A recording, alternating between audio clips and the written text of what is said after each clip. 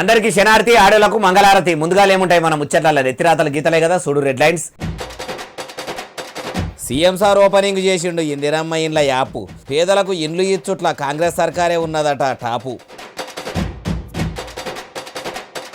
CM గారికి helmet పెడుతుండు మంత్రి పొన్నం గారు. ముసిముసిగా నవ్వుతున్నాడు ముఖ్యమంత్రి సారు.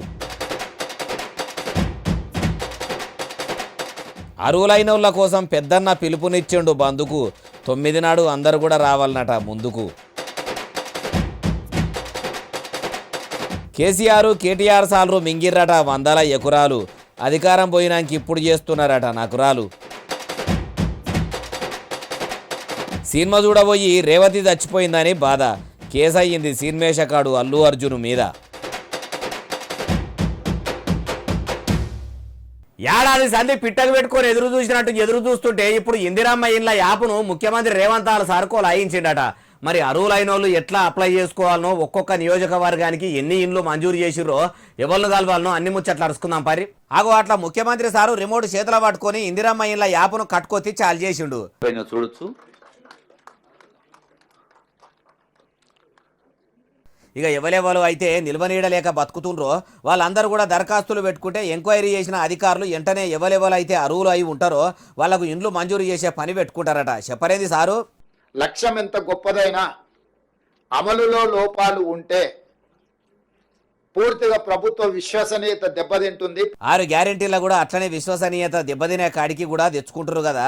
అది అట్లుండరు. కానీ ఇప్పుడు ఇందిరమ్మ ఇండ్ల విషయంలో మీ మీద విశ్వాసం దెబ్బతినకుండా ఉండేందుకు మీరేం చేస్తుండ్రు సారు? ఆర్టిఫిషియల్ ఇంటెలిజెన్స్ జోడించి ఏ ఒక్క ఇల్లు కూడా అనర్హులకు అందకూడదు, అర్హులైన వాళ్ళకే ఇల్లు చెందాలి అన్న ఆలోచనతోని నూతనంగా ఒక యాప్ తీసుకొచ్చి ఆర్టిఫిషియల్ ఇంటెలిజెన్స్ ద్వారా ఇండ్లు ఎట్లెట్ట కడుతుర్రు, ఏం కథ, ముహూర్తం సాగి ముగ్గు పోసిన కాడ నుంచి బీచ్మెంట్లు లేపి గోడలు కట్టి సజ్జలు పోసి చెత్తు పోసేదాకా కూడా అన్ని ఎట్లెట్ట జరుగుతున్నాయి, పనులు ఏడదాకా వచ్చినాయి అనేది ఎంటదెంట తెలుసుకుంటాము అంటుర్రు. అంత టెక్నాలజీతోని పర్యవేక్షిస్తాము అంటుర్రు. అట్లా చేస్తే మంచిదే గాని ఇండ్లు కట్టుట్లా పైకం చేసుట్లా మాత్రము ఆలస్యం చేయకుండ్రి సారు. అట్లాగిట్లా చేస్తే మీ ఇందిరమ్మ ఇండ్ల కళ పేదలకు కలలెక్కనే మిగిలిపోతుంది అంటుర్రు ఈ ముచ్చటిన్నోళ్ళు. ముఖ్యమంత్రి యనుమల రేవంత్ సార్కు బస్సుల మంత్రి పొన్నం ప్రభాకర్ సార్ని ఎత్తికి హెల్మెట్ పెడుతుండు. ఎప్పుడు చూసినా ఎస్కాటు బండ్ల నడమల కాన్వాయిలో పోయే రేవంత్ సార్కు హెల్మెట్ ఎందుకు పెడుతున్నట్టు? ఆయన ఏదైనా బడి నడుపుతుండా? హెల్మెట్ పెట్టుడు వెనక రహస్యం ఏందో మనం కూడా ఆడదాకా పోయి తెలుసుకుందాం పారి. అగో చూసిర్రా, హెల్మెట్ పెడుతుంటే ఆడు దిక్కున్న మహిళలు ఇటు దిక్కున్న మగవాళ్ళు ఎంత కాయసుగా చూస్తురో. పొన్నమన్న అట్లా నెత్తికి హెల్మెట్ పెడుతుంటే రేవంత్ సార్ కూడా చిరునవ్వులు చిందిస్తుడు. మరి హెల్మెట్ ధరించే పేరంట మేడయిందంటే రవాణా శాఖ కొత్త లోగోను కొలాయించే కాడ ముందుగాల ముఖ్యమంత్రి గారు చెప్పే ముచ్చటి నుండి. ఈ రోజు ఆర్టీసీ బస్సులు 3000 ఉన్నాయి. ఈ 3000 బస్సులు దాదాపుగా 90% డీజిల్ మీద నడుస్తున్నాయి. ఈ 3000 బస్సులు డీజిల్తో ఇట్లనే నడుస్తే కాలుష్యాన్ని నియంత్రించలేము. మరి ఎట్లయితే భాగ్యనగరంలో పొగ బాధ తప్పుతుందో అది కూడా చెప్పుండ్రి. రాబోయే 2 సంవత్సరాలలో అన్ని ఆర్టీసీ బస్సులను ఔటర్ రింగ్ రోడ్ అవతలికి పంపించి 3000 ఎలక్ట్రిక్ బస్సులు కొని ఈ హైదరాబాదు నగరాన్ని కాలుష్య రహిత నగరంగా చేయడానికి రాష్ట్ర ప్రభుత్వం అన్ని విధాలుగా ప్రయత్నం చేస్తుంది. ఒక బస్సులే కాదు సారు, ఆటోలు కార్లు కూడా ఉన్నాయి. అవిటి ముచ్చట ఏంది మరి? తర్వాత ఆటోలు పాపం గిట్టుబాటు ధర లేక డీజిల్ బదులు కిరోసిన్ పోసి నడుపుతున్నారు. పట్టుకుంటే ఒక బాధ, పట్టుకోకపోతే ఇంకో బాధ. ఫైన్ వేస్తే ఓ బాధ, ఫైన్ వేయకపోతే ఇంకొక బాధ. వేస్తేనేమో సంఘాలు వస్తాయి, వేయకపోతేనో అధికారులు మిమ్మల్ని తిడతారు. రవాణా శాఖకే ఉంది. పట్టుకోకపోతే ఎలక కోపం, ఇడిచిపెడితే పిల్లి కోపం అన్నట్టు 2 దిక్కుల మీకే ఇబ్బంది ఉంది. అవిటిని కూడా ఔటర్ రింగ్ రోడ్డు అవతలికే పంపించే పని పెట్టుకొని ప్రతి పేద ఎలక్ట్రికల్ ఆటో కొని హైదరాబాద్లో నడుపుకోవాలంటుడు సారు. మంచిగానే కొనుక్కోమని చెప్తుర్రు. అవిటిని కూడా ఉచిత వాహనం పథకం పెట్టి మీరే ఇప్పిస్తే ఇంకా అస్సలుంటది కదా అంటుర్రు. పేదలను బండ్లు కొనుక్కోమని మీరు చెప్తుంటే మీ మాటలు ఇన్నోళ్ళు. డిసెంబర్ 9 తారీఖు దగ్గర పడుతుంది. తెలంగాణ తల్లి విగ్రహం పనులు 7 దాకా వచ్చినాయి. ఏం కథ అని ముఖ్యమంత్రి రేవంత్ సారు, ఉప ముఖ్యమంత్రి మల్లు బట్టి విక్రమార్క సారు, ఇంకా మాలాస్క మందే మంత్రులు, కాంగ్రెస్ లీడర్లు అయ్యిండ్రు. వాళ్ళు అనుకున్నట్టే అక్కడి అధికారులు ఏర్పాట్లు ఎట్లా చేస్తుర్రు, ఏం కథ అని అన్ని తెలుసుకున్నారట సచివాలయం కాడ. గణపతి మండపానికి చుట్టూ కవర్ కట్టినట్టు ఉన్న ఆడనే తెలంగాణ తల్లి విగ్రహం ఉన్నది. ఆ విగ్రహాన్ని ఓపెనింగ్ చేసిన నాడే అందరికీ చూపెట్టాలని అట్లా కళ్ళబడకుండా కట్టిరట. ఇక చేతుల నక్ష పట్టుకొని మనం చెప్పినట్టే శిల్పి విగ్రహాన్ని మలిసిండా. ఇంకా మార్పులు చేర్పులు అయితే ఏం లేవు కదా. ఏడేడే ఎవరు నిలబడతారు, ఏడేడే ఎవరు కూసోవాలనో కూడా చూసుకున్రా. నేనేడ కూసోవాలి, ఉప ముఖ్యమంత్రి మల్లు బట్టి విక్రమార్క సారు ఏడ కూసోవాలనో, మంత్రులు ఎమ్మెల్యేలు కూడా ఓపెనింగ్ కు వస్తే వాళ్లకు కూడా ఏడేడ స్టేజీలు వేసిర్రు. ఢిల్లీ నుంచి వచ్చే సోనియా గాంధీ మేడం కోసము సపరేట్గా ఏమేం చేస్తుర్రు. మేడం తెలంగాణ గడ్డ మీద అడుగు పెట్టంగానే మనం చేసిన మర్యాదలకు ఫుల్ ఫిదా అయిపోవాలి. ఏ ఒక్క దగ్గర కాంప్రమైజ్ కాకుండ్రి. టెంటు సామాన్ల కాడ నుంచి వంట సామాన్ల దాకా, కుర్చీల కాడ నుంచి కూసునే స్టేజీల దాకా ఎవిటి కాడ వెనకకు పోయేదే లేదన్నట్టు చెప్పిండు కావచ్చు. మీరట్లా చెప్పినాక మేము ఊకుంటామా సారు? వచ్చిన మందికి కుర్చీలు జాలంగా ఇంకా మంది ఎక్కువ వస్తే కూసునే అన్ని కుర్చీలు కూడా అందుబాటులోనే ఉంచుకుంటాము. మీరు విగ్రహం కులాయించే పని మీద ఉండుర్రా అన్నారట. అవుగాని సబ్బండ జనం మెచ్చేటట్టు తెలంగాణ తల్లి విగ్రహం ఉండాలనుకున్నాము. దానికోసం సపరేటు సబ్ కమిటీని కూడా వేసినామని అప్పట్లో ఫిబ్రవరి నెలలో కూడా మల్లుబట్టి విక్రమార్క సారు అన్నట్టు గుర్తు. మరి సబ్ కమిటీ తెలంగాణ మేధావులు, కవులు, కళాకారులతోని చర్చలు జరిపినాకనే విగ్రహం తయారు చేయించిందా? వాళ్ళ అభిప్రాయాలు కూడా తెలుసుకుందా అంటే తెలుసుకుంటే వాళ్ళు కూడా చెప్పకపోదురా అంటుర్రు ఈ ముచ్చటిన్నోళ్ళు. ములుగు జిల్లా ఏటూరు నాగారంలో జరిగింది బూటకపై ఎన్కౌంటరు. అందుకు అందరూ కూడా డిసెంబర్ 9 తారీఖు నాడు బంద్ చేయాలని రాష్ట్ర బంద్కు పిలుపునిచ్చినట్టు భారత కమ్యూనిస్టు పార్టీ పెబ్బ జగన్ సారు ఓ కరపత్రం విడుదల చేసిండు. పోలీసులేమో ఎన్కౌంటరే అంటుంటే కాదని ఆ సారికి ఎట్లా అనుమానం వచ్చిందో అరుచుకుందాం పరి. చూసిండ్రా, సుత్తెకొడవలి ముద్దరతోని ఉన్న ఈ కరపత్రాన్ని ఇట్లా విడుదల చేసిర్రు. ములుగు జిల్లా ఏటూరు నాగారం మండలము చల్పాక ఊరి అడవుల్లో ఉన్న పోల్కమ్మ వాగుకాడ జరిగింది ఎన్కౌంటర్ కాదు, అది బూటకము ఎన్కౌంటరు. ఎట్లానంటే మావోయిస్టులు 7గురు చల్పాక ఊరిలో ఉండే ఓ మనిషిని నమ్మి ఆయనను బువ్వ తీసుకొని రమ్మన్రు. ఆయన్నేమో అన్నలకు ఇసం కలిపిన అన్నం పెట్టిండు.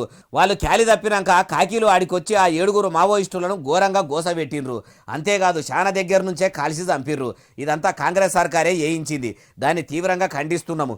తెలంగాణలో ఏలుబడిలకు వచ్చిన మలి సర్కారు మొత్తం కార్పొరేట్ కంపెనీలకు కొమ్ము కాస్తుంది. కడు పేదలను ఇంకా కష్టాల పాలు చేస్తుంది. పేదల పొట్టగొట్టి పెట్టుబడి పెట్టే పెద్ద పెద్దోళ్లకు మద్దతు ఇస్తున్నదనే మావోయిస్టులు పేదల తరపున పోరాటం చేస్తుంటే ఇట్లా బూటకపు ఎన్కౌంటర్లు చేస్తుంది. అందుకే యావత్ పీడిత ప్రజలు ప్రజాస్వామిక వాదులు. బడుల కాడ నుంచి కాలేజీల దాకా, చిన్నదందాల కాడ నుంచి పెద్ద పెద్ద కంపెనీల దాకా అన్నిటిని బంద్ పెట్టిపిచ్చి బంద్ను సక్సెస్ చేయాలని అయితే అంటురు. మరి కమ్యూనిస్టుల ఈ కరపత్రం చూసినాక సర్కారు బంద్కు అనుమతి ఇస్తుందా? అంటే ఎన్కౌంటర్ చేయించిందే ప్రభుత్వం కదా. ప్రజాపాలన విజయోత్సవాల మురిపెంలో ఉన్న మలి సర్కారు ఏం చేస్తుందో 9 తారీఖు నాడు తెలుస్తుంది అంటుర్రు ఈ ముచ్చటిన్నోళ్ళు. పెద్దల సభ రాజ్యసభలో 500 రూపాయల నోట్ల కట్ట దొరికింది. ఇప్పుడు దాని గురించి అసలు మీడియా కాడ నుంచి సోషల్ మీడియా దాకా అన్నిట్లో దుమ్ము దుమారం లేస్తుంది. ఏ ఎంపీని అడిగినా కానీ ఆ పైసల కట్ట నాది కాదంటే నాది కాదు అంటుర్రు. అనిగానం పైసలు అట్టెట్లా దొరికినాయి, ఎవరు తెచ్చిర్రో మనం కూడా అరుచుకుందాం పరి. తెలంగాణ నుంచి ఎంపీగా ఎన్నికైన అభిషేక్ మను సింఘ్వి సారు కూసునే 222 సీటు దగ్గర దొరికినాయట. ఆవిడ గురించేమో అభిషేక్ సారు ఇట్లా అనుకొచ్చిండు. I reached the inside of the house yesterday at 12:57 p.m. In the afternoon. The house rose at 1 p.m. 3 or 4 minutes after I entered the house. From 1 to 1:30 I sat with Mr. Ayodhya Prasad in the canteen in Sangam and had lunch. At 1:30 ఇన్నరా నేను 12:57 పార్లమెంట్లో అడుగుపెట్టిన. పగటిలి 1టికి సభ వాయిదా పడ్డది. మెల్లగా నా సీట్లకెళ్ళి లేచి క్యాంటీన్లకు పోయినా. ఆడనే అర్ధగంట సేపు ఉండి ఆనంగా అటే బయటకి వెళ్ళిపోయినా అని ఈయన చెప్తుంటే ఆ సీటు దగ్గరికి 50,000 ఎట్లా వచ్చినాయో ఎంక్వైరీ చేయాలని రాజ్యసభ చైర్మన్ ఉపరాష్ట్రపతి జగదీష్ ధన్కడ్ సారు అనుకొచ్చిండు. ఆ పైసలు రాజ్యసభకు ఎవరు తెచ్చిర్రు, ఎవరు అభిషేక్ సార్ కూసునే సీట్ కాడనే పెట్టిండ్రు అని అధికారులు వాళ్ళ పని మీద వాళ్ళుంటే అంతమంది ఎంపీల సీట్ల కాడ పెట్టండి ఒక్క అభిషేక్ సార్ సీట్ కాడనే ఎందుకు పెట్టిండ్రో, ఎందుకట్లా పెట్టవలసి వచ్చిందని సాటి ఎంపీల కా నుంచి చాలా మంది అనుమాన పడుతుంటే ఇప్పుడు ఈ ముచ్చటనే ఇంటర్నెట్లో ఇరుగా మరగా తిరుగుతుంది. ఎంక్వైరీ అయినాక ఆ పైసలు ఎవరనేది తెలిసేటట్టు ఉన్నదా, ఎందుకు తెచ్చిర్రో కూడా బయటపడుతుందా అంటే ఏమో ముంగడ తెలుస్తుంది అంటుర్రు ఈ ముచ్చటిన్నోళ్ళు. గత ప్రభుత్వంలో ఉన్నప్పుడు కేసీఆర్ సారు, ఆయన కొడుకు కేటీఆర్ సారు, ఇంకా కొంతమంది కార్పొరేట్ లీడర్లు బువ్వ తక్కువ తిన్నారట, భూములు ఎక్కువ మింగిర్రట, 100 ఎకరాలు ఆక్రమించిర్రట. అట్లనే ఎవరన్నారే బాలన్న అంటారా? ఎవరో కాదు, ఖుద్దు ముఖ్యమంత్రి రేవంత్ సారే అంటుండు. మీరు కూడా నుండి అయ్యా ముఖ్యమంత్రి గారు ఇక చెప్పుండ్రి. మీకు కావలసిన ప్రగతి భవన్ ను 9 నెలల్లో పూర్తి చేసుకున్నారు. మీకు కావలసిన వాస్తు కోసం నిర్మించుకున్న సచివాలయం 9 సంవత్సరాలలో పూర్తి చేసుకున్నారు. మీకు కావాల్సిన ఫామ్ హౌస్లు అది గజ్వేల్లో కావచ్చు, జన్వాడలో కావచ్చు, లేకపోతే మొయినాబాద్లో కావచ్చు, వివిధ ప్రాంతాలలో 100 ఎకరాలలో ఫామ్ హౌస్లు పూర్తి అయిపోయినాయి. ఇన్నరా ఇంకా కూడా అన్నాడు ఈనుండ్రి. తీసుకున్నారని కోకాపేటలో 11 ఎకరాల భూ కేటాయింపుతో పాటు 33 జిల్లాలలో మీ పార్టీ కార్యాలయాలను కోట్ల రూపాయలు పెట్టి మీరు నిర్మించుకున్నారు. ఫామ్ హౌజులు ప్రగతి భవన్ గట్టుడు మీద పెట్టిన కాయసు డబుల్ బెడ్రూముల మీద పెట్టలేదు. బీఆర్ఎస్ పార్టీ ఆఫీసుల కోసం ప్రభుత్వ భూములు కబ్జా పెట్టి కట్టినరని ఇంత మంచిగా చెప్తున్నారు కదా సారు. మీ తాన అన్ని ఆధారాలు ఉంటే అన్ని తీసుకుపోయి పోలీస్ స్టేషన్లను ఈడీ ఆఫీసులను ఫిర్యాదుగా అనరి, వెంటనే చర్యలు తీసుకోమనుండ్రి. హైడ్రాను పెట్టి పేదల ఇండ్లను జప్పజప్ప గులగొట్టిస్తున్న మీరు గులాబీ పార్టీ వాళ్ళ గుట్టు బయట పెడుతుండ్రు కానీ వాళ్ళ గుడారాల జోలికి ఎందుకు పోతలేరు? మీది మాటలకు ఇట్లా అని లోపల ఏమన్నా మాట్లాడుకుంటురా? మీరు ఒక్కటి అనుకోకపోతే ప్రభుత్వ భూమిని ఎవరు ఎంత మింగినరో మాజీ ముఖ్యమంత్రి కేసీఆర్ సార్తో సహా పల్లెల్లో ఉండే కారు పార్టీ లీడర్ల దాకా ఎవరిని కూడా ఇడిచిపెట్టకుండా ఏది ఎంక్వైరీలు చేయించుర్రి. అట్లా చేయకుండా ఇట్లా పాడిందే పాట ఏమో పాట అన్నట్టు కాంగ్రెస్ లీడర్లు ఏమో బీఆర్ఎస్ వాళ్ళు కోట్లు మింగిర్రు, రాష్ట్ర ఖజానాకు తూట్లు పడిచిండ్రని ఈ చెప్పుడు ఏందో. పుండు ఒక దగ్గర ఉంటే మందో దగ్గర పెడితే ఏడా కమ్మి అవుతుంది. అన్ని పవర్లు మీకే ఉన్నాయి కాబట్టి అన్ని తెలిసిన మీరు విచారణ చేయించకుండా ఎందుకు ఆలస్యం చేస్తున్నారు సార్ అంటుర్రు ఈ ముచ్చటిన్నోళ్ళు. నీకేమెరకని మాట్లాడుతున్నావు? ఏమన్నా మాట్లాడితే మీ అయ్య మాట్లాడాలి అని కేటీఆర్ సార్ను కొండా సురేఖ మేడం అంటున్నది. కేటీఆర్ సార్ అంతా మాట్లాడరా అని మాటలు ఏం మాట్లాడిండు? వాళ్ళ అయ్య మాట్లాడినంత మంచిగా ఈయనెందుకు మాట్లాడతలేడో? ఇప్పుడు ఈ ముచ్చట గుల్లు గోపురాల మంత్రి కొండా సురేఖ మేడం ఎందుకు ముంగటేసిందో అరుచుకుందాం పరి. కొండా సురేఖ మేడం ఇక చెప్పుర్రి ఎట్లా మొత్తం ప్రపంచంలోని నేనే గొప్ప స్పీకర్ని, నేనే ఒక గొప్ప విమర్శకుడిని, నేనే ఒక గొప్ప ప్రతిపక్ష నాయకుడు. అసలు ప్రతిపక్ష నాయకుడు ఎట్లయితావు? ఒకసారి చెప్పు. మీ అయ్య మాట్లాడాలి, నువ్వెవరు మాట్లాడటానికి? ఇన్నరా ఇట్లా అంటున్నది. కారు పార్టీ లీడర్లు కావచ్చు, కమలం పువ్వు పార్టీ లీడర్లు కావచ్చు, ఏ పార్టీ లీడర్లు అయినా సరే మళ్ళీ సర్కారు ఏ పని చక్కగా చేస్తలేదు. రాష్ట్రమంతా ఆగమాగం చందన ఉన్నది. గెలిచిన 100 రోజుల్లో 6 గ్యారెంటీలు అమలు చేయకుండా ఏడాది దగ్గర పడుతున్నా చేస్తలేరు. పాలకులం కాదు సేవకులం అని చెప్పుకునే పార్టీ వాళ్ళు ప్రజాపాలన అని చెప్పిండ్రు కానీ ప్రజాపాలన చేయశాతం అయితలేదు అంటుండ్రట. అందుకే ఇట్లా అన్నదట. మీకు ధైర్యం ఉంటే, మీరు ఏదన్నా ఉంటే డైరెక్ట్గా అటాక్ చేయండి, డైరెక్ట్గా మీరు ఛాలెంజ్ చేయండి, డైరెక్ట్గా అడగండి, డైరెక్ట్గా సలహాలు ఇవ్వండి, సూచనలు ఇవ్వండి. అంతేగాని మరి ఎక్కడో దాచుకొని మాట్లాడి మళ్ళీ మేము ఏదన్నా రండి అబ్బా ఛాలెంజ్ కంటే ఎవడు ముందుకు రాడు. కొండా సురేఖ మేడం చెప్తున్న దాన్ని బట్టి చూస్తే అంత పిరికి లీడర్లు బీఆర్ఎస్ బీజేపీ పార్టీల్లో ఉన్నరా ఎట్లా? ఏమో ఆ 2 పార్టీలలో ఉన్నోళ్లే చెప్పాలి అంటుర్రు ఈ ముచ్చటిన్నోళ్ళు. క్రమశిక్షణకు మారు పేరని చెప్పుకునే కారు పార్టీలో కూడా క్రమశిక్షణ తప్పి ఆడోళ్లను కూడా గలీజ్గా మాటలనేంత సంస్కారవంతులు బీఆర్ఎస్ పార్టీలో ఉన్నారా ఎట్లా? కల్వకుంట్ల వారి ఆడబిడ్డ ఉన్న పార్టీల ఆమె సొంటి ఆడోళ్లను గలీజు మాటలనే గౌరవం లేనోళ్ళు కూడా గులాబీ గుడిసెల ఉండు ఏంది అంటారా ఈనుండ్రి.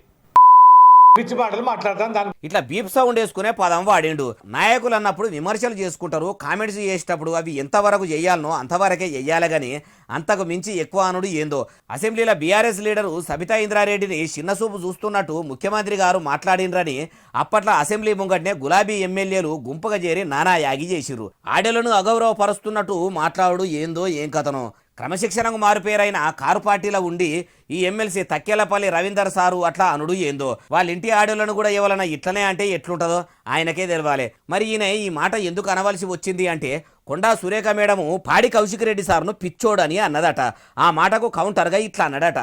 సురేఖ మేడం కూడా మంత్రి అయిన కాడ నుంచి గడికో పంచాదులా ఇరుకుతూనే ఉన్నది. ఇప్పుడు మళ్ళా ఇది నోరు మంచిదైతే ఊరు మంచిదైతుందని ఊకేనే అనలేదు అంటుర్రు ఈ ముచ్చటిన్నోళ్ళు. డిసెంబర్ 9 తారీఖు నాడు జరిగే తెలంగాణ తల్లి విగ్రహావిష్కరణ పేరంటానికి మాజీ ముఖ్యమంత్రి కేసీఆర్ సారు, కేంద్ర మంత్రులు కిషన్ రెడ్డి సారు, బండి సంజయ్ సారు కూడా రావాలని బస్సుల మంత్రి పొన్నం ప్రభాకర్ సారు పేరున పిలుస్తుండు. మరి ఇంటి దాకా పోయి బొట్టు పెట్టి పిలుద్దాం అనుకుంటుండా, ఉత్తగానే పిలుస్తుండా? అరుచుకుందాం పరి. కేసీఆర్ గారిని ప్రతిపక్ష నాయకుడిగా, కేంద్ర మంత్రి బండి సంజయ్ గారిని, కిషన్ రెడ్డి గారిని 9వ తారీఖు నాడు జరిగే తెలంగాణ విగ్రహావిష్కరణకు హైదరాబాద్ ఇన్ఛార్జ్ మంత్రిగా ఆహ్వానించడానికి వాళ్ళ యొక్క వ్యక్తిగత సిబ్బందికి సమాచారం ఇచ్చి సమయం ఇవ్వాల్సిందిగా అడుగుతా ఉన్నాం. వాళ్ళ సమయం ఇచ్చిన దాని ప్రకారంగా పోయి వాళ్ళందరికీ కూడా ఆహ్వాన పత్రాలు తెలంగాణ ప్రభుత్వ పక్షాన్ని ఇవ్వడం జరుగుతుంది. వారిని ఇన్నరా వాళ్ళు ఇచ్చే టైంను బట్టి వాళ్ళ ఇళ్ళకి చుట్టం లెక్క పోయి పత్రికలు ఇచ్చి మరి పిలవాలని పొన్నం సార్ అయితే చెప్తుండు. మరి వాళ్ళ పిల్లలకు కూడా ఫోన్లు చేసి ఎప్పుడు ఖాళీగా ఉంటారని కూడా అరుచుకునే ఉంటాడు. తెలంగాణకు కావలి కుక్క లెక్క ఉంటా అన్న మాజీ ముఖ్యమంత్రి సారు ఓ దిక్కు అసెంబ్లీకి రావాలని ఖుద్దు ముఖ్యమంత్రి సారు పిలిచినా కూడా ఇంకో దిక్కు గజ్వేల్ నియోజకవర్గంలో ఉన్న ప్రజలు కూడా మా ఎమ్మెల్యే సారు ఏడున్నాడని పోలీసులకు ఫిర్యాదు చేసినా కానీ ఇంట్లోకెళ్ళి ఎడమకాలు బయట పెట్టకపోయే. సచివాలయంలో ఇప్పుడు తెలంగాణ తల్లి విగ్రహం కొలాయించబోతున్నాము, మీరు తప్పకుండా రావాలని పిలిచేందుకు పోతాడా మరి? ఆయనతోని పాటు కమలయ్యలు కిషన్ రెడ్డి సారు బండి సంజయ్ సారు కూడా సచివాలయం కాడికి పోతారా అంటే ఏమో పొన్నమన్నకు వాళ్ళకు కలిసేంత ఖాళీ టైం ఉండాలని ఫోన్ రావాలి కదా అంటూరు ఈ ముచ్చటిన్నోళ్ళు. సినిమేషకాడు అల్లు అర్జున్ సార్ మీద శిక్కడపల్లి పోలీస్ స్టేషన్లో కేసు అయింది. మరి సామాన్య జనాల మీద ఎప్పుడన్నా ఫిర్యాదు అందితే ఫోన్ చేసినట్టే అర్జున్ సార్కు కూడా కాల్ చేసి బాబు నీ మీద కేసు అయింది, పలానా టైం వరకు పోలీస్ స్టేషన్లో ఉండాలని చెప్పిర్రా, ఆయన్ను కూడా తీసుకుపోయి అందరిని కూర్చుండబెట్టినట్టే నేరస్తులతో కూర్చుండబెట్టిర్రా. చూద్దాం పారి. పుష్ప 2 సినిమా తీసుడు ఏమో కానీ అల్లు అర్జున్ సారు మీద కేసు అయ్యాక అడికొచ్చే అసలు ఏం తప్పు చేసిండని శిక్కడపల్లి పోలీసులు కేసు కట్టిండ్రంటే ఆర్టీసీ క్రాస్ రోడ్డు కాడున్న సంధ్యా సినిమా టాకీస్ల తొక్కిసలాట ఈ రేవతనట ఆమె చచ్చిపోయింది కదా, ఆమె సావుకు ముఖ్య కారణం అర్జున్ సారేనట. అట్లెట్లా అంటే ఆయన ఆడికి రాగానే ఒక్కపారి అభిమానులు ఎగబడ్డారట. సినిమా టాకీస్ వాళ్ళు కూడా ఏర్పాట్లు మంచిగానే చేయాలి, సెక్యూరిటీని బందోబస్తు పెట్టాలి, పోలీసులకు కూడా చెప్పాలి కదా. సెక్యూరిటీని గట్టిగా పెట్టకుండా ఇటు పక్కా పలానా టైంకి వస్తాడని పోలీసులకు సమాచారం ఇవ్వకుండా ఇట్లా చేసుడు ఎంతవరకు కరెక్ట్ అని పోలీసులు ప్రెస్ మీట్ పెట్టి చెప్పనైతే చెప్తురు. Case has been booked on the complaint of the lady's husband who passed away, and in that complaint the theatre management, actor Allu Arjun and his security team. ఇది ముచ్చట. మరి case పెట్టగానే పోలీసులు పట్టుకొచ్చి లోపడేసిండ్రా అంటే వేస్తే ఆ వీడియోలు కూడా మన దాకా వచ్చేటి కదా. ఒక్కసారి జనాలు ఎగబడుడేందో, తొక్కిసలాట అవ్వుడేందో, వినోదాలు వంచే సినిమా టాకీస్ల విషాదమేందో, అదే రోజు సినిమా గురించి అంతా అడావిడి చేయకపోతే ఏమా? ఇప్పుడు చూడండి కొందరి ఆగానికి అన్యాలంగా ఓ ఆడామే పానమే వాయా అంటుర్రు ఈ ముచ్చటిన్నోళ్ళు. ఓ హోంగార్డు మేడము మంచిగా పైకమున్న పెద్ద పెద్దోళ్ళతోని సోపతి చేసుకుంటా పైకం గుంజుడు పెడుతున్నదట. బాకీ తీసుకున్న పైసలు మళ్ళా కట్టమంటే నువ్వు నన్ను లగ్గం చేసుకుని మోసం చేసినావని చెప్తా అందరికని మార్పింగ్ పోటువలు పెట్టి మళ్ళా మీదికెళ్ళి బ్లాక్మెయిల్ చేస్తున్నదట. ఆయనత బాధిత బాకీల పురుషులు పోయి పోలీస్ స్టేషన్లో ఫిర్యాదు అయితే ఏమైందో చూడండి కథ. సారీగా చెప్పుండ్రి. ఫ్యామిలీ ఫొటోస్ ని మార్కింగ్ చేసి అవి వేరే రకంగా పెట్టి ఆ ఫొటోస్ అన్ని వైరల్ చేస్తా, నువ్వు నాకు 5 లక్షలు ఇవ్వకపోతే నేను ఈ ఫొటోస్ అన్ని వైరల్ చేసి నీ కుటుంబంలో సిచ్చు పెడతా, మీ ఫ్యామిలీకి చెప్తా, నీ ఇజ్జత్ మొత్తం బదాలరా చేస్తా అంటే అనుష అనే ఈ హోంగార్డు మేడంకు అప్పులు ఇచ్చినోళ్ళు అన్ని మూసుకొని ఊకుంటారట. ఏమన్నా కాలవాడని పోతే ఓని ఎన్ని పైసలు పోలే, ఈ పైసలు పోతే మాకేంది తీయి అని సప్పుడు చేయకుండా ఊకుంటే కూడా మళ్ళా ఇంకిన్ని పైసలు కావాలని బ్లాక్మెయిల్ చేస్తుందట. ఇట్లా ఇంతకు మొదలు ఏమన్నా కేసులు అయినాయా సారు?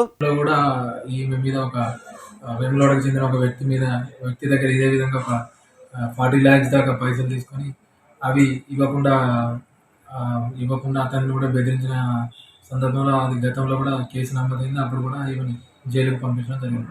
ముఖం చూస్తేనేమో మంచిగుంది, ఇవేం కాలేజీ బుద్ధులో అయినా ఆ ఇచ్చిన మొగోళ్ళను కూడా తారీఫు చేయవలసిందే. జమానత్ లేని 10,000 కూడా నమ్మరు. ఆడామే అయిన ఈమెకు అంత పైకమిచ్చేదందుకు ముంగడికి పోయిండ్రంటే వాళ్ళు కూడా అసలు మొగోళ్ళే అంటుర్రు ఈ ముచ్చటిన్నోళ్ళు. ఇంతకీ ముచ్చట ఎక్కడి నుంచి వచ్చిందో చెప్పలేదు కదా. రాజన్న సిరిసిల్ల జిల్లా యములాడ నుంచి. తాళమేసిన ఇంట్లోకి పోయి ఓ దొంగోడు వాని ఇల్లే అయినట్టు బెడ్రూమ్లో లైట్లు వేసి మరీ చోరీ చేస్తుంటే ఆ ఇంటి ఆమె వచ్చి ఆయనతో అన్ని తలుపులు దగ్గరికి గుంజి చుట్టుముట్టోళ్ళను పిలిచింది. మరి చీకట్ల ఇట్లా దొంగతనం చేస్తాందుకు పోయిండా అంటే కాదు పొద్దటి పూటనే వాని దొరకబట్టినాక ఎట్లా అరుచుకుంటారో చూడుండ్రి. మెడలు దించుకొని మెడలా గొలుసేసుకున్నాడు చూడుండ్రి, వీడేనాట దొంగ.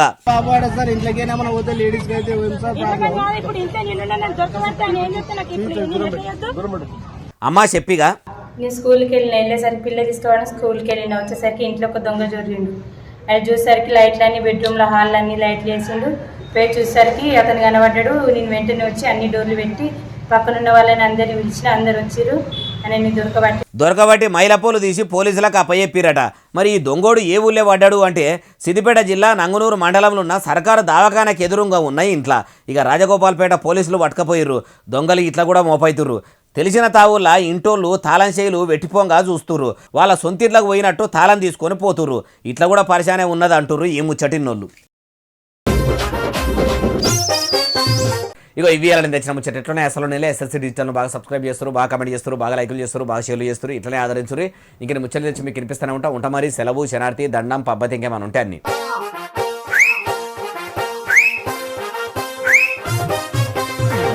Thank you.